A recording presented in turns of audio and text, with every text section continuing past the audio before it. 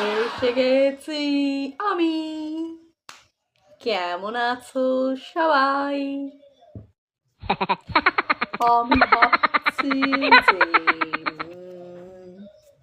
একটা সুন্দর কবিতা যদি সুন্দর করে বলা যায় তাহলে কেমন হয়। এই যে ধরো, আমি যখন ক্লাস 7-এ পড়ি তখন আমি একটা কবিতা লিখেছিলাম। কবিতাটার নাম হচ্ছে 1 2 3।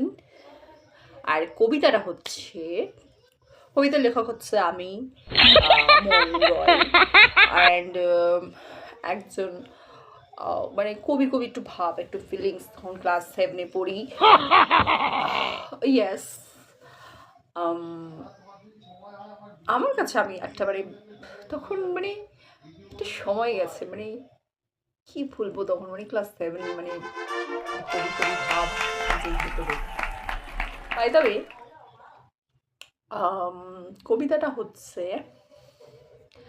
1 2 3 খাবো হাঁসের ডিম, হাঁসের ডিম খেতে গিয়ে খাই হিমশিম।